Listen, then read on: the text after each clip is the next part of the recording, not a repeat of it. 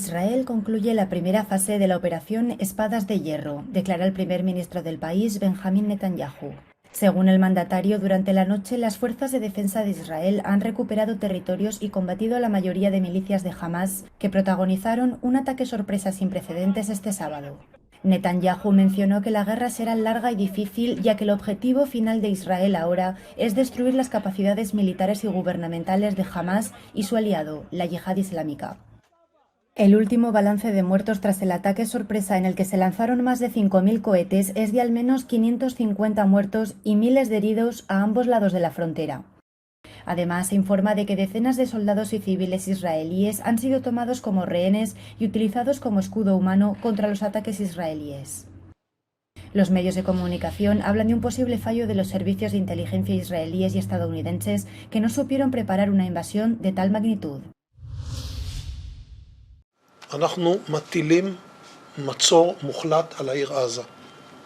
אין חשמל, אין מזון, אין מים, אין דלק.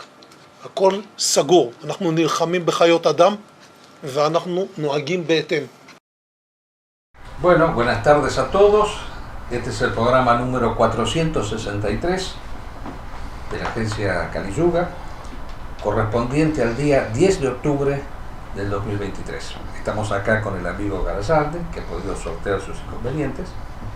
Y bueno, habrán visto por el video, yo creo que muchos comentarios no se necesitan hacer porque todo el mundo está enterado de la dramática situación que se está viviendo en el Medio Oriente y respecto de la cual nosotros queremos fijar nuestra posición, ¿no? Y la vamos a fijar, vamos a decirlo así con mucha claridad, yendo a lo concreto, a lo histórico, o sea, la propaganda del sistema suele, en estos momentos se está victimizando al Estado de Israel, cuando por lo que acabamos de ver, con suma claridad, el ministro de Defensa de Israel ha manifestado que va a realizar una acción de sometimiento de la ciudad de Gaza, de la Franja de Gaza, que aclaremos, la Franja de Gaza es prácticamente un campo de concentración en el cual han sido ubicados los palestinos que anteriormente estaban en su propio territorio y han sido puestos en un gueto que es verdaderamente un campo de concentración. Yo quiero decir acá claramente que el movimiento sionista, que no tiene que ser confundido con la totalidad de la colectividad judía, porque después vamos a hacer una breve historia del sionismo, está aplicando los mismos procedimientos que manifiesta haber padecido a lo largo de la historia. Incluso varios ciudadanos judíos respetables y que nosotros reivindicamos totalmente han dicho que el sionismo utiliza el mito del holocausto para victimizarse a sí mismo y para justificar las tropelías que está efectuando en el Medio Oriente, basándose principalmente en la idea de la superioridad racial y ontológica del pueblo judío con respecto al palestino, tal como manifiesta el ministro de Defensa cuando dice que los palestinos son animales humanos, o sea, no son verdaderos seres humanos, a los cuales hay que castigar quitándoles todo tipo de servicio, agua, luz, gas, todo, o sea, peor que un gueto, peor que un campo de concentración. Y luego los bombardeos, ya se calcula que hay 124 niños. Ahora, se alega que jamás ha efectuado matanzas de ciudadanos judíos, incluso se dice que ingresó a campamentos, ha matado a civiles. Yo quiero aquí hacer una acotación al respecto, ¿no? Desde ya que uno, por supuesto, no ve con agrado estas cosas, pero se trata también de explicarlos. Evidentemente, una comunidad que ha padecido tremendos sufrimientos, yo tendría que estar en esa situación para decir que no haría lo mismo que hacen ellos. Es muy simple esto. Y por otro lado, el Occidente, que se rasga tanto las vestiduras con respecto a actitudes humanistas y defensoras de los derechos humanos, siempre ha justificado las acciones de represalia cada vez que ha padecido un ataque en su contra. Sin ir muy lejos, Estados Unidos, por haber padecido el ataque en Pearl Harbor, en donde murieron varios miles de norteamericanos soldados, no civiles, tiró 2 bombas atómicas en Japón, que mató a cerca de 500.000 personas y dejó inválidos a miles y miles de japoneses de por vida. Ahora, si eso no es represalia, o sea, ¿qué es en comparación lo que puede haber hecho un pueblo que ha padecido todo tipo de sufrimientos? Pero yo quiero aquí hacer una acotación muy clara, porque ¿qué es el sionismo? Esto hay que decirlo con claridad. Nosotros no somos personas que hablamos porque sí. Nosotros nos hemos ocupado de leer la obra del fundador del sionismo, Teodoro Herzl. Acá tengo la edición castellana de las páginas escogidas de Herzl, y hemos tratado de conocer los fundamentos de este movimiento. Y vamos a decir de una manera sintética las cosas fundamentales. El sionismo surge a comienzos del siglo pasado. Es uno de los tantos movimientos que tiene el judaísmo, y más todavía, cuando el sionismo aparece como movimiento que reivindica la constitución de un Estado judío, es un movimiento absolutamente minoritario. Es más, el judío estaba en ese entonces dividido en 3 grupos. Estaban los judíos asimilacionistas, que una vez que habían salido del gueto se querían asimilar a la comunidad, y era la inmensa mayoría, porque el judío en general, una vez que tras la Revolución Francesa desaparecen los guetos, se terminó integrando a las comunidades. Inclusive yo siempre recuerdo Nietzsche, que decía, el judío nunca va a tener, no tiene la capacidad de constituir un Estado en 2000 años, lo mejor es no perseguirlo, dejar que se integre a la comunidad. Y segundo, estaban los judíos religiosos que decían que sí, que había que constituir un Estado, pero a través de un Mesías. Y el tercero es el movimiento sionista, que es un movimiento laico, es un movimiento irreligioso totalmente, pero que utiliza la religión con un fin político. Hay una famosa frase de un discípulo de Herzl, Zapotinsky, que dice, es interesante esta frase: Dios no existe, pero nos ha prometido un territorio. Es muy simple esto, quiere decir que la religión es en última instancia un móvil para la acción. Parecido a lo que podía ser, supongamos, en el nacionalismo integrista francés, la figura de Maurras, que era ateo, pero al mismo tiempo quería utilizar el catolicismo a los fines del impulso de un nacionalismo francés. Bueno, pero es interesante al respecto. Yo quiero citar acá 2 o 3 cositas. Primero, hay una famosa carta del señor Herzl a un dirigente antisemita de su tiempo, en donde le dice textualmente, dice: ustedes nos están haciendo un gran favor, porque son como, de alguna manera, una fuerza que nos moviliza a nosotros dialécticamente, porque si ustedes no existieran, el judío se terminaría asimilando a la comunidad.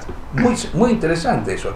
Dice, ustedes tienen razón en criticarnos, porque nosotros, por haber vivido tantos años en los guetos, nos hemos convertido en personas avaras, en personas usureras, con miles de defectos que nos achacan, y ustedes hacen bien en recordárnoslo, y al mismo tiempo son indispensables, porque si no va a pasar esto. Y yo me pregunto, el gran movimiento antisemita que hubo en la historia en el siglo XX, que fue el nazismo, ¿no ha sido en última instancia un movimiento útil para el sionismo? Porque gracias a las persecuciones que el judío ha padecido, el sionismo pudo en su momento llegar a constituir un Estado. O sea, el antisemitismo fue útil para el movimiento sionista.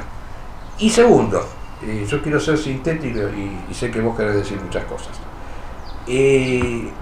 Una reunión que tiene el señor Herzl con un gran político alemán, el marqués de Baden, que era una figura notoria en las épocas cuando gobernaba Guillermo II, el emperador alemán. Estamos hablando del periodo previo a la Primera Guerra Mundial.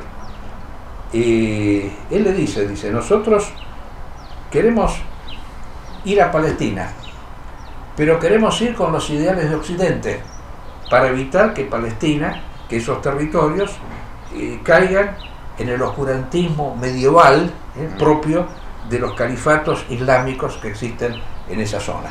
O sea, en pocas palabras, Israel es como una cuña metida en medio de un universo diferente que es la civilización islámica, para evitar que se constituya como tal.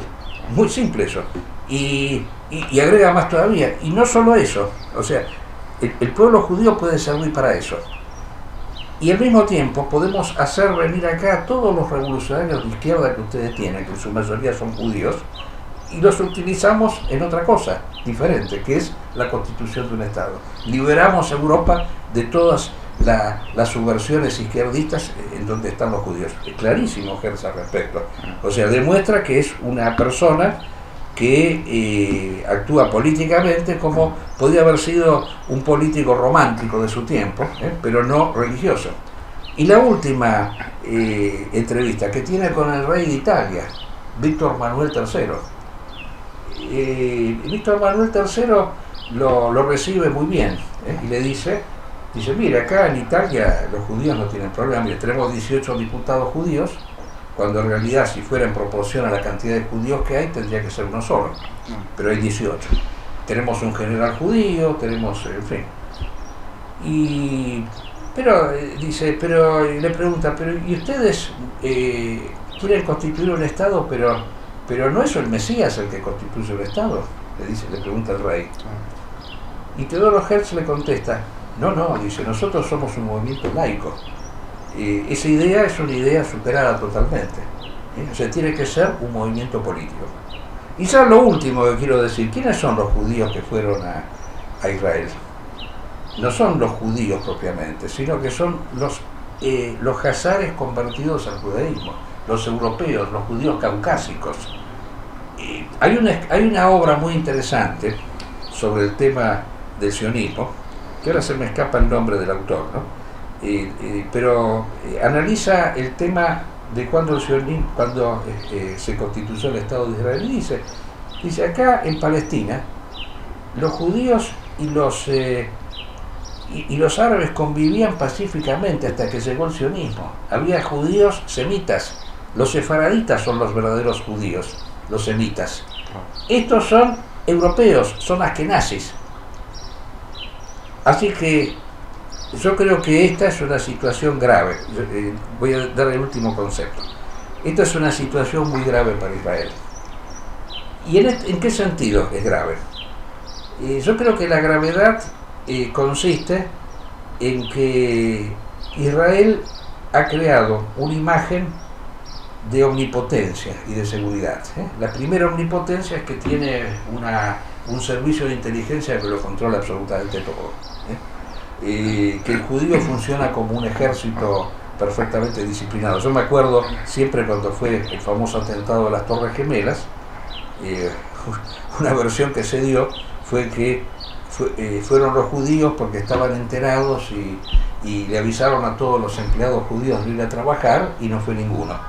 Y entonces yo dije en ese momento, bueno, si es así, son un ejército muy disciplinado. El primer interesado en decir esto es Israel, en mostrar esa imagen. Y bueno, acá demostraron que no pudieron prevenir una acción que fue realmente en la frontera más vigilada y mostraba cómo cortaban los alambrados, podían hacer absolutamente todo. Pero lo principal, yo creo que es esto, ¿no? Yo acá quiero citar una experiencia personal que yo tuve. Yo hace muchos años estaba dando clases en el secundario, ¿no? En la provincia de Neuquén. Y me tocó, era la época de la guerra contra Irak, la primera guerra, la de Bush padre en contra de Irak por la invasión de Kuwait, no la última en donde lo sacaron a San José, la primera. Y en esa guerra fue notorio que lanzaban misiles Scud, los iraquíes, en territorio israelita. Y yo estaba tomando examen a una vez una alumna que vino, que tenía que dar una equivalencia, ¿no? Yo le vi el perfil y le vi un perfil bastante notoriamente judío, ¿no? Y bueno, resultó ser una judía riojana, la joven judía riojana, que me explicó, antes de dar el examen, que ella venía de Haifa, ¿no? Y que habían huido de allá por la cantidad de misiles que habían caído en la ciudad de Haifa, que habían destruido varios enteros, cuando la propaganda judía, la propaganda sionista, decía que caían todos en descampados y que nunca producían absolutamente nada. ¿Y esto por qué? Es muy simple. El sionismo quiere dar la imagen de seguridad. ¿Por qué seguridad? Porque el judío hoy vive perfectamente bien en todo el mundo, en todas las sociedades. Un judío norteamericano vive como un rey en los Estados Unidos. Nadie los persigue actualmente. El antisemitismo es un fenómeno que ha desaparecido. El asimilacionismo, esa corriente, ha triunfado. Entonces, si ellos tienen que reconocer, como sucede ahora, que están viviendo en una situación de absoluta inseguridad, que hay 600 argentinos, por ejemplo, que van a venir ahora porque se escapan de allá, y no quiero pensar de otras nacionalidades, y bueno, ¿dónde va a parar el Estado de Israel? Si el Estado de Israel se funda en la inmigración de los judíos, ahí está la gran derrota. Bueno, te cedo un poquito a vos la palabra. Bueno, tratando de continuar un poco sus ideas, podemos así decir entonces como que a lo largo de 2 años, creo que el mundo entero se ha maravillado, ¿no?, en cómo Israel creció como Estado, su ejército que enfrentó a varias naciones, en consolidar su poder. Obviamente tuvo ayuda del extranjero y colaboradores, o sea, milicias que vinieron de distintos lugares del mundo, y crearon eso que usted dice, o sea, una imagen de solidez, de profesionalismo, que también hubo acontecimientos en la historia, ¿no?, que mostraron eso. En Argentina el secuestro de Eichmann, eso merecería todo un capítulo. Sí. Bueno, el tema de cuando esos terroristas secuestraron un avión y lo hicieron aterrizar en África, que hubo toda una operación famosa en la cual salvaron, o sea... Sí, demostraban una gran eficacia, eso querés decir. Graciosamente, tal es así que cuando se comparan las mejores fuerzas de élite en el mundo, es muy gracioso, pero se ponen a los judíos y a las SS, por lo general, las SS alemanas, como los grupos de élites más famosos de la historia. Sí. Y los israelitas están dentro de esa línea contemporánea, ¿no? Y esto que les ha pasado es muy impresionante, porque creo que todos quedamos realmente impresionados. Exacto. Primero por la forma casi casera en que los combatientes del Hamas pasaron con parapente o cosas por el estilo. Exactamente, y para buscar un justificativo que han querido inculpar a Irán. Claro, pero realmente Irán no participó en nada. Lo único que hizo fue aplaudir. Exacto. Y creo que lo que se está cayendo, quizás esto, no sé, ¿no?, porque los ánimos están caldeados obviamente en Israel, pero que se está cayendo ese modelo, esa imagen política, ¿no?, de que en sí es una idea política, que son indestructibles. Exacto. Que pueden sostener todo y mantener, es una nación con potencial nuclear. Exacto. O sea, es de las más importantes en este momento en ese sentido. Y quizás esta crisis que han vivido, que les tocó los más profundos de su tranquilidad, ¿no?, y de su fortaleza, de sentirse que ellos pueden defender su propio Estado. Quizás empieza a caer esta idea sionista, ¿no?, y quizás tengan a partir de ahora realmente tomar otras medidas, pero obviamente esto le ha dado fuerza a Netanyahu, que es un corrupto. Exacto. Que en este momento le dio respiración a Netanyahu en este conflicto. No sé cómo va a terminar esto, pero lo cierto es que tendría que haber de las fuerzas opositoras, luego que se calmen las cosas, de que se tome el control, que eso va a significar prácticamente la devastación de Gaza, de la frontera de ahí, del lugar donde están todos los palestinos hacinados, pero quizás surja dentro de los partidos políticos de Israel una crítica seria a todo lo que está pasando. También muchos dicen que no se explica esta barbarie, ¿no? esta barbarie que cometieron los de Hamas. El sábado asesinaron a 3 palestinos, colonos israelitas. O sea, no ejército, colonos. Colonos Por eso asesinaron. yo siempre digo, no hay civiles israelitas, son todos combatientes. Son todos combatientes. Y hay un apartheid presente. Hay un, obviamente. O sea, esta es nuestra tierra y la queremos solamente para nosotros.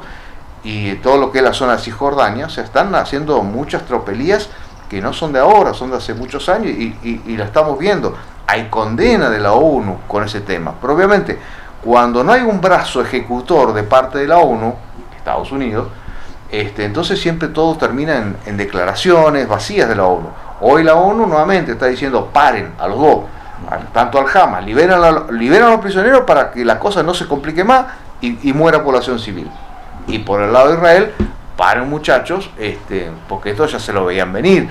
O sea, tantos crímenes que se han venido cometiendo para tener control total y que los palestinos ya no tengan propiedades, tarde o temprano esto iba a explotar. Exactamente. El problema es que los medios de comunicación internacionales en este momento están utilizando políticamente esto. Y esto nos lleva a todo el debate que hubo acá en Argentina, que eso sería un tema interesante. Acá, ¿cómo se está utilizando un acontecimiento trágico que está pasando en Israel? ¿Cómo se utiliza políticamente acá en Argentina? Bueno, yo no he visto el debate, porque no los veo estos debates políticos presidenciales, porque son de una superficialidad pero absoluta, ¿no? Veo algunas partes así después de que se han emitido. Pero justamente yo presencié la parte en donde la clase política que tenemos acá, que es una clase política de delincuentes, lo hemos dicho varias veces, se manifestó con respecto al tema de esta guerra, de este conflicto. Y cosa curiosa, todos, menos uno, eso vamos a decir quién fue, se manifestaron a favor de Israel. Los candidatos a presidente. Los candidatos a presidente.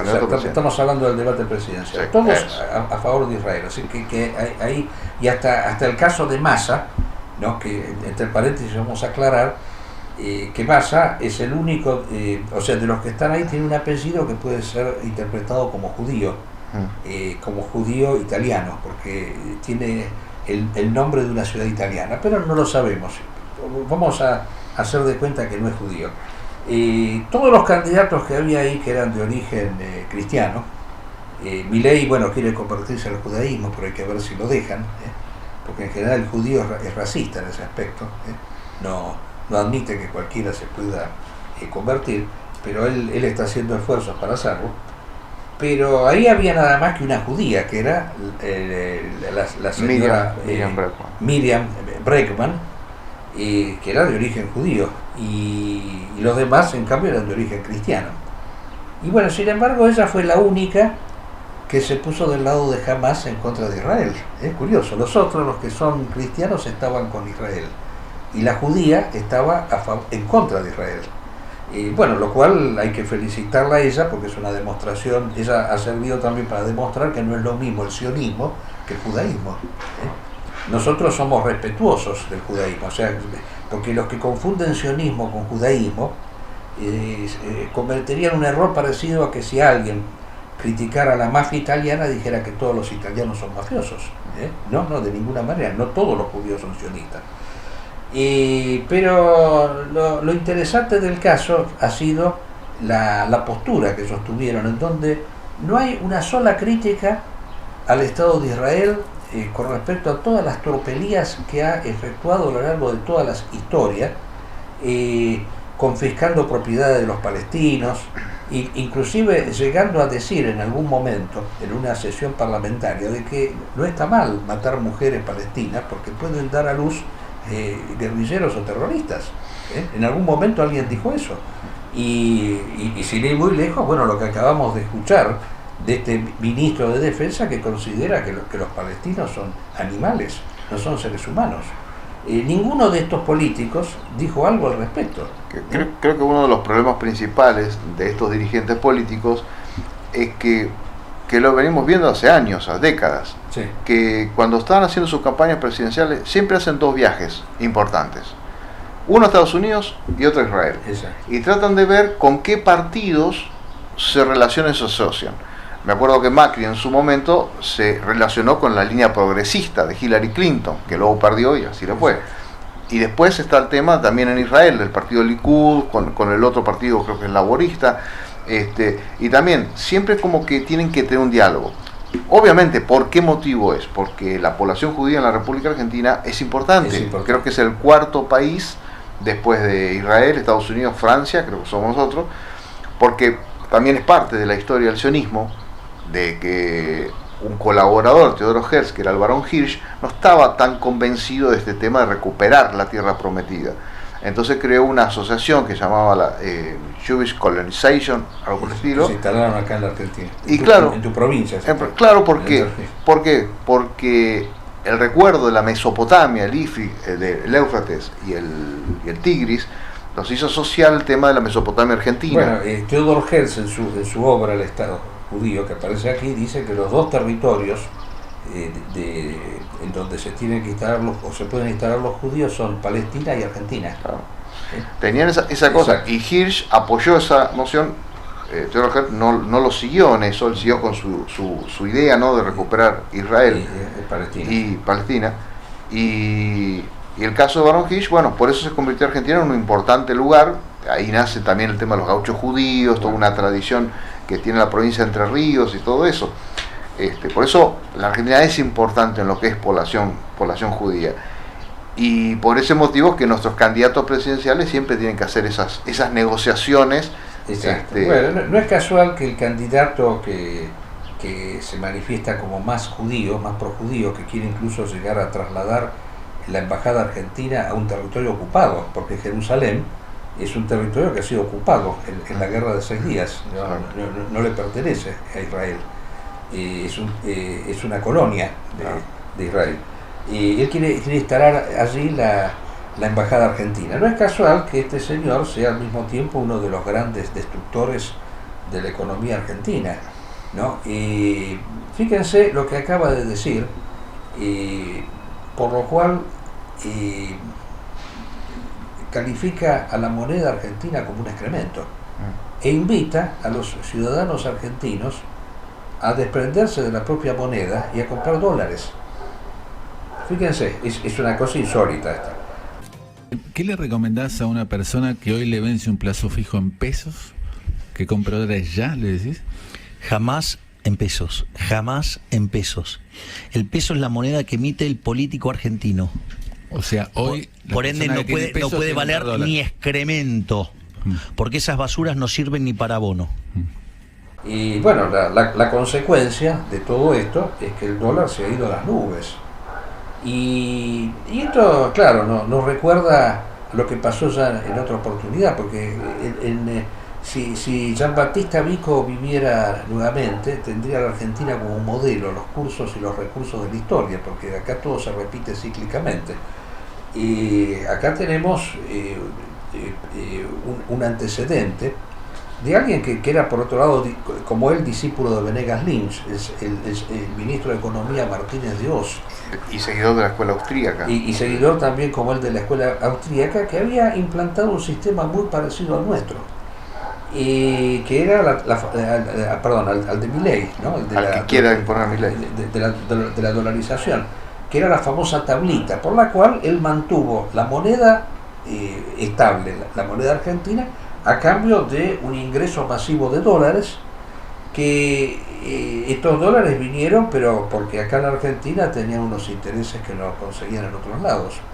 Y como se le aseguraba la estabilidad monetaria, vinieron acá y recibían intereses equivalentes a dólares, porque si bien recibían pesos, después los convertían en dólares y era la moneda para ellos. Vamos a dar un ejemplo, si en el propio país recibían a lo mejor una tasa de interés del 3% anual, acá recibían el 20%. Claro. Entonces en pocos años duplicaron el capital.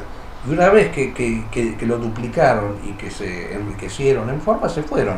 Por eso son capitales golondrina. Y el señor Milei dice exactamente lo mismo. Dice, yo tengo 30.000 millones de dólares como para dolarizar el país. Bueno, tiene capitales golondrinas. Fíjense, el dólar aumenta vertiginosamente, pero las acciones argentinas en el mundo se incrementan. Qué cosa curiosa, porque el capital extranjero está detrás de toda esta maniobra especulativa. Es clarísimo esto. Es clarísimo. Causa vergüenza ajena que nosotros estemos ahora hablando de que este sujeto miserable pueda llegar a ser el presidente de la Argentina. Pero no queda solamente en Milei la cosa. Fíjense los disparates que ha dicho el candidato que él tiene a intendente. La gente, ¿no?, que lo acompaña. Primer consejo: mucha gente joven mira este canal. La mayoría son jóvenes. No te independices, vivilo. Son tus padres. Decidieron que vos vengas al mundo porque capaz estaban aburridos. Que paguen ese costo. Que te financien. Si podés vivir en su casa, te vas a ahorrar un alquiler. Si podés ir a comer los domingos, anda a comer los domingos a la casa de tus padres. Ellos tuvieron más recorrido en su vida económica y pudieron ahorrar. Ahora que lo disfruten con sus hijos. No está mal. No sé quién dijo que sacar beneficio financiero de los padres está mal. Que a ellos los hace feliz. ¿Querés cambiar el auto? Y decís, tengo una abuelita, un abuelito, una tía, o capaz un amigo que me puede prestar esa plata. Entonces vos primero vas y le pedís pesos prestados. Obviamente, como hay un lazo sentimental, no te tienen que cobrar intereses. Seguramente te van a decir, bueno, te presto dólares, pero me devolvés dólares. Sí, por supuesto. No estamos incitando a que la gente vaya a pedir plata para no devolverla. Hay que devolverla en el mayor tiempo posible. Es parte de la negociación. Pero saquémonos esas inhibiciones que nos hacen alejarnos de nuestras posibles herramientas de financiamiento gratuitas. Porque tiene cada personaje, cada elemento, salvando esta chica que yo siempre la rescato, esta Villarruel, que es una lástima que esté con él, porque ella levanta una consigna sensata, que es la consigna de la reivindicación de la guerra contra la subversión, la injusta condena a las Fuerzas Armadas que lucharon heroicamente en contra del bolchevismo en la Argentina. Y bueno, es una consigna clara que nosotros rescatamos, pero que la echa a perder por mezclarse con este tipo. O sea, consignas que son claras y correctas se pervierten al estar mezcladas con este tipo y con esta otra escoria que aparece acá, con este tipo Marra, ¿no? Que yo creo que es un Milei ya multiplicado. Porque fíjense los disparates que acaba de decir este tipo en este video que propalamos, en donde manifiesta, ¿no?, que como se ve que él surgió de un picnic, ¿no? Los padres tuvieron un accidente y él nació sin querer. Qué lástima, ¿no? Yo pienso que ha sido una desgracia para todos que haya sucedido eso. Y bueno, entonces él plantea que están obligados los padres a mantenerlo de por vida, porque él no pidió venir a este mundo, ¿no?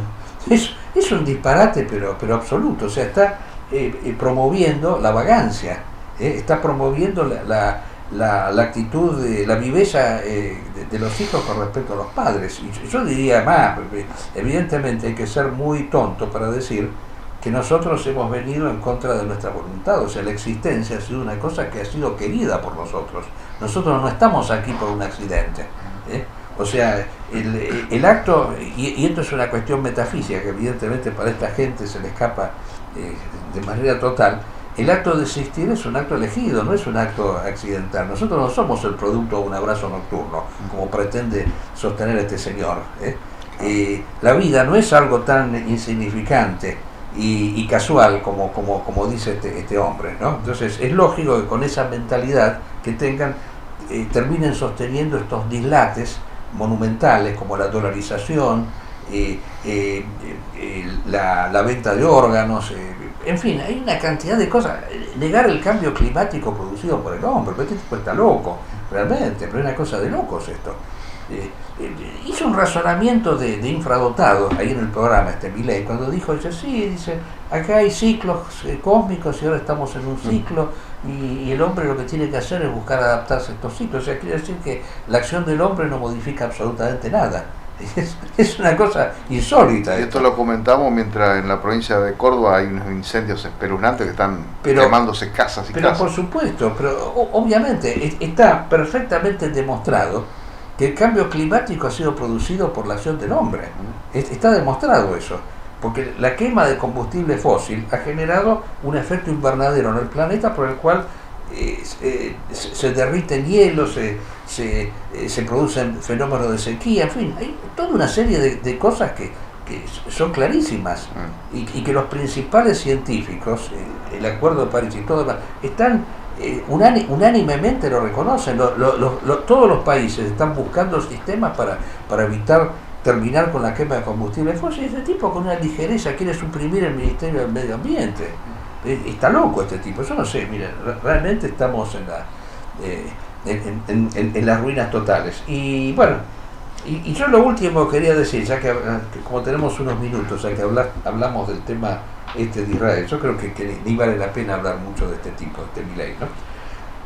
Y vos mencionaste a Eichmann, ¿no? Y yo creo que hay que decir 2 o 3 cositas con respecto a este tema de Eichmann, que fue, para los que no lo saben, un acontecimiento importante en la Argentina, porque Eichmann fue uno de los principales colaboradores de Hitler, que se exilió acá en la Argentina y que estaba con un nombre falso, y que los judíos, los sionistas, lo descubrieron y lo llevaron a Israel para enjuiciarlo y después lo colgaron.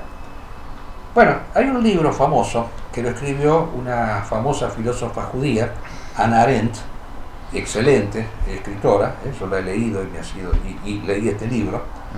Y este libro le sirvió a muchos para hablar de la banalidad del mal, de la doctrina de la banalidad del mal.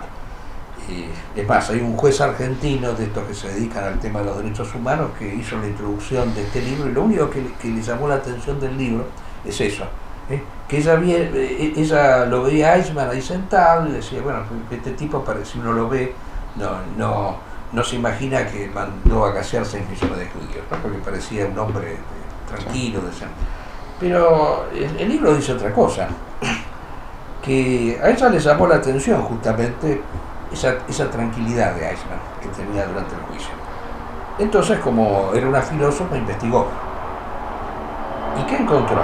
Encontró cosas increíbles sobre Eichmann. Por ejemplo, descubrió algo fundamental, que Eichmann era sionista. Eichmann era admirador del sionismo. Fue uno de los pocos que fue a rendir un homenaje en un acto, a pesar de ser miembro del Partido Nacional Socialista, a la tumba de Teodoro Herzl, porque él decía que el sionismo era el que tenía la solución para el problema judío. Eso lo decía con una claridad, lo dijo con una claridad meridiana, porque consideraba que la solución del problema judío pasaba por un Estado y que todos los judíos se fueran a vivir allí, ¿no? Así que eso es un tema que ella lo ve en el libro y que le llama la atención, ¿no? Y que lo dice perfectamente. Evidentemente él se encontraba en un lugar que no debía ser hostil o desagradable para él, porque estaba justamente en el estado que él había buscado que se constituyera. Lo dice claramente ahí en la obra. Así que lo de la banalidad del mal es un poco una cuestión secundaria. Lo principal es que había como una asociación estrecha entre este señor y el sionismo. Y bueno, yo no quiero ser excesivamente suspicaz, pero a mí siempre me llamó la atención la manera como Eichmann fue secuestrado y salió del aeropuerto de la Argentina, porque hace quedar muy mal a la Argentina decir que estaba borracho y que lo sacaron en un avión. Diplomático. Hicieron venir un avión especialmente con un ministro y todo demás, y después lo sacaron, le dieron un somnífero y lo sacaron en el avión diciendo sí, está medio dormido, tomó demás. Una cosa rara eso, que habla muy mal de los servicios de inteligencia argentinos, de la Policía Aeronáutica Argentina. ¿Cómo se va a dejar salir una persona que está dopada? Eso desde ya que no es así. Bueno, en fin, yo quería mencionar ese detalle ya como dato final, y bueno, y ya creo que con esto hemos tratado los temas principales, y seguro que va a haber grandes novedades para el próximo programa. Nos veremos dentro de 2 martes, si Dios quiere.